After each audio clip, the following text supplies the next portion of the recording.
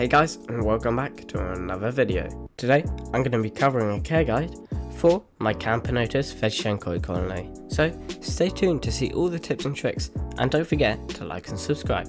Camponotus Fedstchenkoi is found right here on the map. I'm not going to name all the countries because that would just be too much effort. As you may have noticed already, the workers in this colony are yellow, but on their gasters most of them have stripes, some of them don't though, and the queen has quite a big one, and her thorax and head are both black. But this colour pattern doesn't go for every colony, as each different queen has very different colorations, so they can go from a nice yellow all the way to a deep amber. And these are one of my only colonies that I've ever seen with actual sugar in their gasters, as if you look kinda closely at some of them, you can see a nice red hue through their gaster, which is their wakushi ant nectar. They do tend to live in dry climates like deserts, but I find when I moisturise this nest, they absolutely love it, so I definitely recommend hydrating it. They tend to like a 40 to 60% humidity gradient, so do with that as you will. I'd recommend keeping them in a nest where there's the opportunity to hydrate, but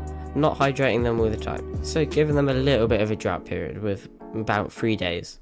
This species of ant can go quite well in white-on, plaster, cork and wooden nest, so soon you might even see them in one of mine. And to make your colony absolutely thrive and their brood develop like insanely fast, I mean it's no joke, you've seen through the shorts how much they've developed, keep them at 24 to 28 degrees humidity gradient. And try always give your ants a nice test tube in the outward in case you ever forget to water their nest or they just aren't liking the conditions, so they always have the option to go back to the trusty old test tube. Well, that's the end of the nest section, and now it's on to the feeding. As you can tell, this outward's seen better days, so I'm going to leave it in boiling water for a few hours so all the mice and the dirt get gone. This is because if you see in a few weeks ago, this colony actually battled mice, but I believed that they weren't deadly mice, so I left them in.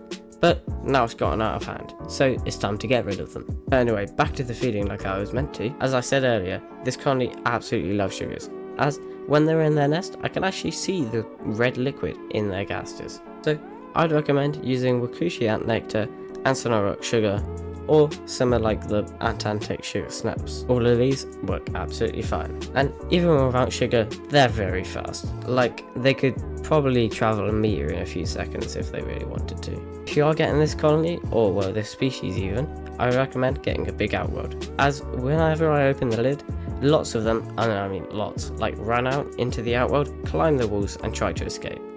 So I would recommend either using some strong PTFE or a very big outworld. And now onto proteins. This ant will literally eat anything that is protein, so you could feed them fruit flies, mealworms, any type of insect. You can even feed them mincemeat. Literally, they will eat anything. And that's basically it for the protein. Oh wait, you could also feed them some protein jelly, but mine don't take a liking to it, so I kinda forgot about it. And now that's everything. So now here's a clean outworld. Fortunately though, when I disconnected their outworld, they decided to use their little connector pod thingy for rubbish bin. So I'm gonna have to go in there and clean that at some point. Are they ever clean outward though? It's time to eat.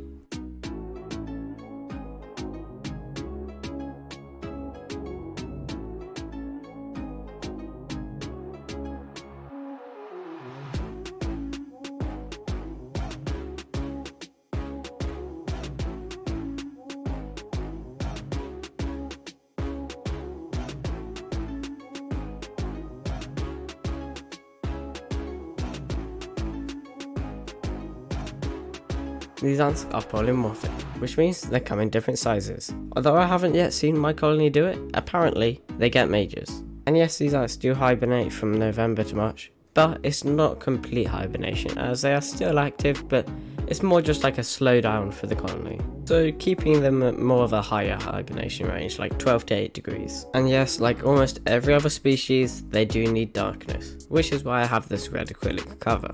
Well-established colonies of this species will get anywhere from 1,000 to 3,000 workers, so they still have quite a way to go. And this species is monogynous, which, well, is the opposite of polygynous, so that means that they only have one queen per colony.